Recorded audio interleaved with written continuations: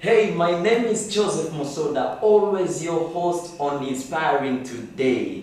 This is a platform that is there to inspire, inform, educate, and even motivate you for a better life. With me here, I have somebody who has been requested for a long period of time on this platform. If you have checked the comments, if you have, my emails themselves have been flooded for a quite long period of time. But we have finally managed to get to fit in her busy schedule and give us this really brief interview, and hope we use it to the maximum to answer all the questions that you've been asking yourself for a long time. Please welcome Spice Diana. Spice Diana, you're welcome. Thank you. You're welcome on the platform. Everyone. My name is Spice Diana. I'm happy to be on this platform.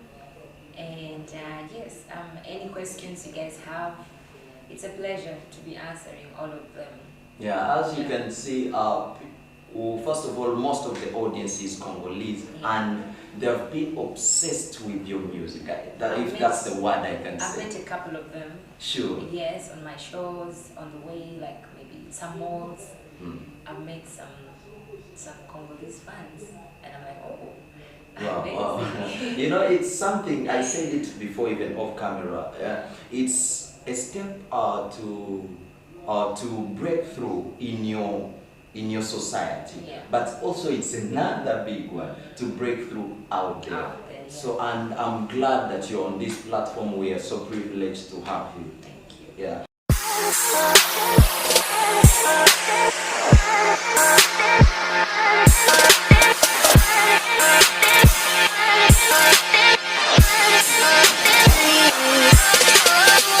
So, welcome back to Inspiring Today, a platform that is there to inspire, inform, educate, and even motivate you for a better life.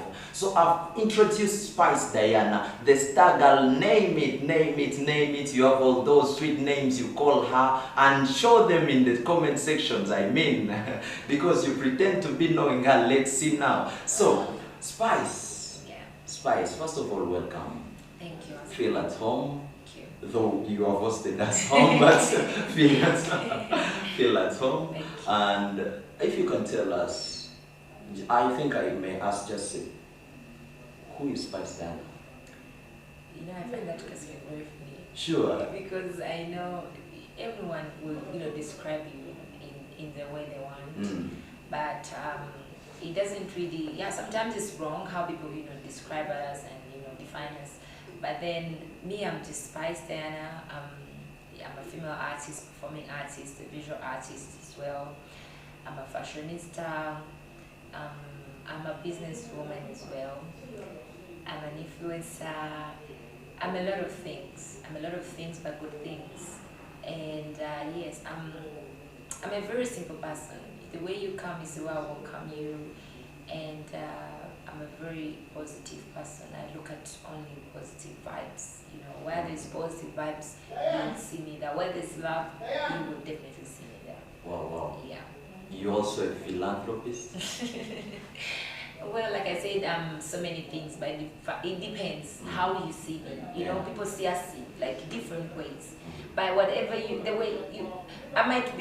I might want you to see me in a way, but you might see me in a different way, like the way you see me and how I do my things. So I can be many things. You can be many things. Yeah. But the good thing is that among the many things, as you've stated it, they are all adding to the positivity that you carry. Yeah. Wow, that's really good. And I know people have a lot of mostly wrong perceptions out there. But we make such interviews, first of all, this platform, to celebrate those people who are making an impact to the youths, basically our audience is youth, to the youths, and also clear out some of those baseless facts that we hear. So the journey starts from where? The journey started from in school, like in high school. Yes. And yeah, it wasn't something really like I was into. The music. I was so much into the acting. I was so much into the fashion, the art. But I didn't see myself, doing the music. But well, the element was in me. it was in me, but I didn't see it. So it took me some time to really like know I can do music and stuff. I started with the triplets, Ghetto Kids, as a fan. The Edikins? Yeah, those kids. Okay. I started as their fan, Wow. like, as someone who loves kids and I want to be just around kids. That was me. And then from there, these guys were like, Spice, you've been, with us, and we are fun, but we would also love to see you sing, because I used to write for them little songs, like, write small songs for little ones. But then they were like, if you can write for us songs, that means you can also write for yourself a song. So with the pressure from the kids, I was like, okay, let me write my first song.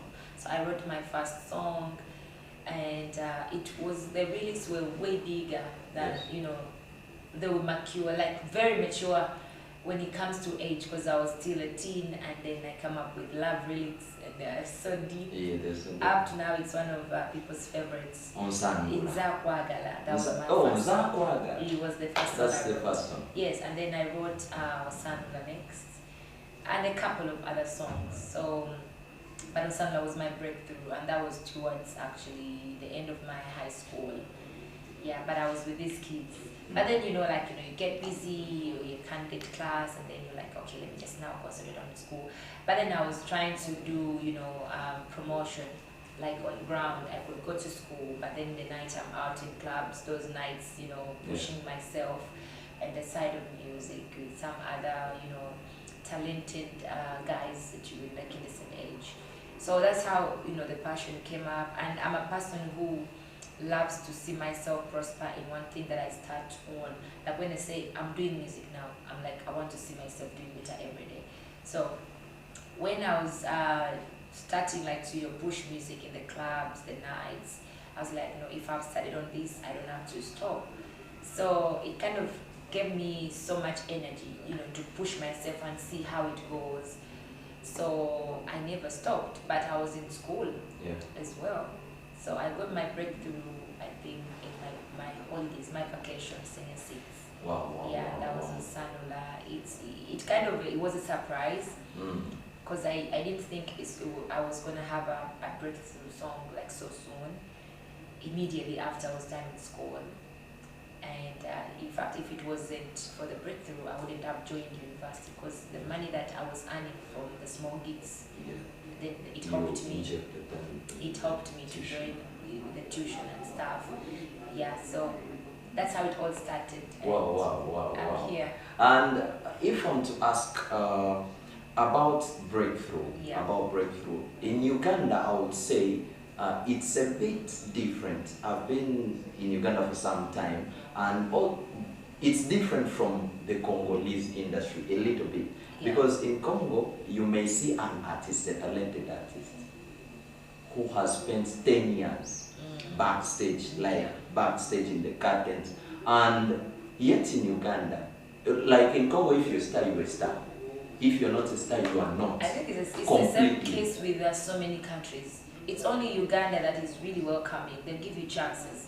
It's only Uganda that gives chances. I mean, it's up to you to do whatever you want to do, but they will give you an eye, they'll give you the ears. Yeah. I've traveled as well. It's not even in Tanzania, imagine. In Tanzania, if you're a star, you're a star. And they know you're number one, But in Uganda, you can come today and they will rank you number one. On that point.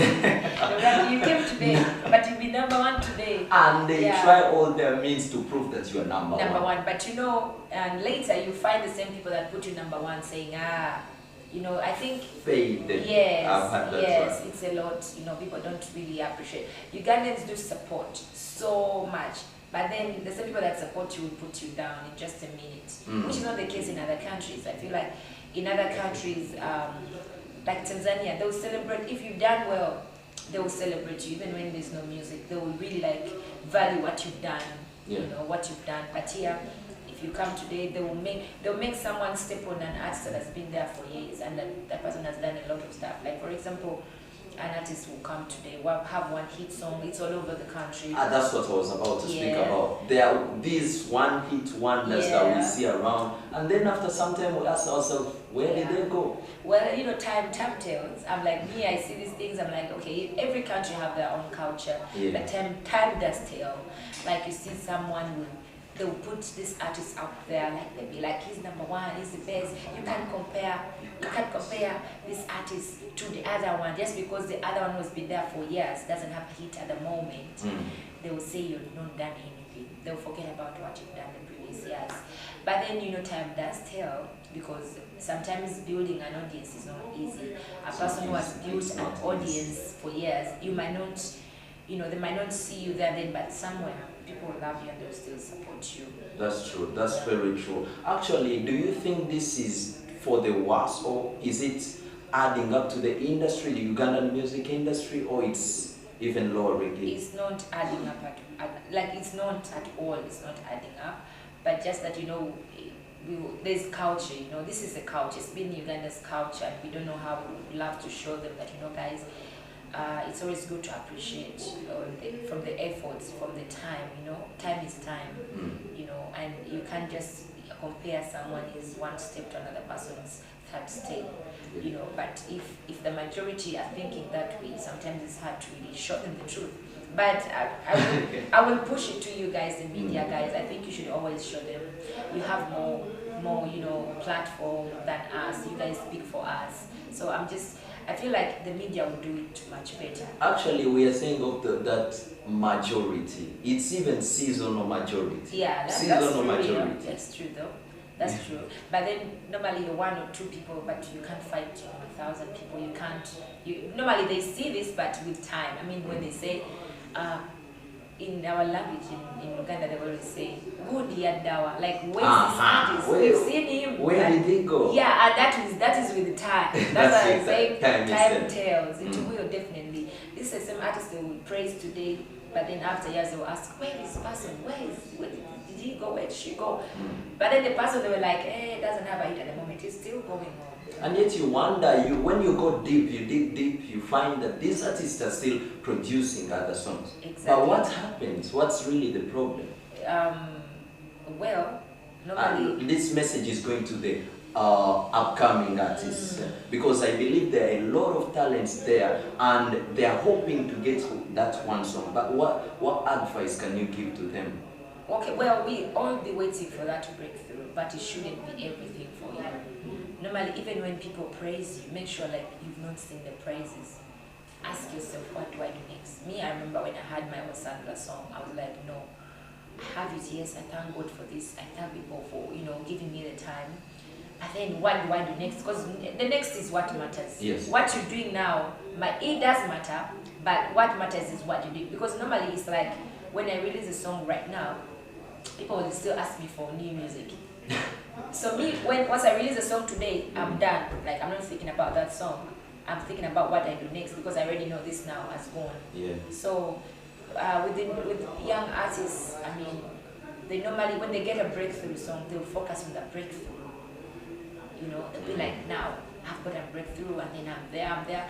But then they forget what matters is the next. From the breakthrough song, what do you do next? Immediately you have to start planning. You have to start thinking, learning, you know, from the guys that have been there, to see what you have to do next. Because the hit song will go away, but that's like a door opens. So when the door opens, what you do inside is you know what matters a lot than just the door opening. Because I feel like we all, the doors will open for all of us, but what you do is what matters. I mean, we all bless. Yes, when the door is open, what you do matters a lot, because that's where we all lose it. Like, definitely you find an artist coming today and one song and it's gone. They didn't think about what to do next. Do you think that's when management comes in? Because I believe that you can break through single-handedly, or independently. But then, to what extent are you not self-sufficient? I mean, like you just said it. When you break through, like me, I did it with a few people that were not even professional, but they just had, you know, the love to push me, you know, to support me, put my music. I had small boys, I mean, the guys that were going on ground to put my CD, the music on the CD, giving out to small libraries. You know, you have libraries in Uganda where music is. Yeah, so I had those boys that used to do that with so much passion, but that's not where it stops. With time, you have to think about TV and radio, where you have to invest in now. Well, those boys be enough.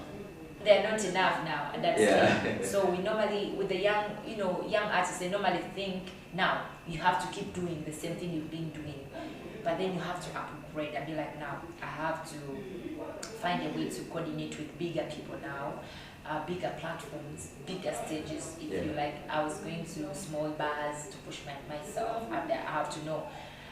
Now I have to limit myself from, you know, going into the small clubs, and then I just have to think about myself as a brand now, not just as an upcoming, but as a brand. Yeah, you're still upcoming, but then you remember you're given the platform now. But what do you want, like, the whole audience, like you're looking at, to see? How do you want people to see you, perceive you, your music, and your whole personality? And then that, it's so hard to think of as a person. You have to have a team behind you. You have to consult, you have to learn, you have to see beyond, you know. So it is where we all lose it from. So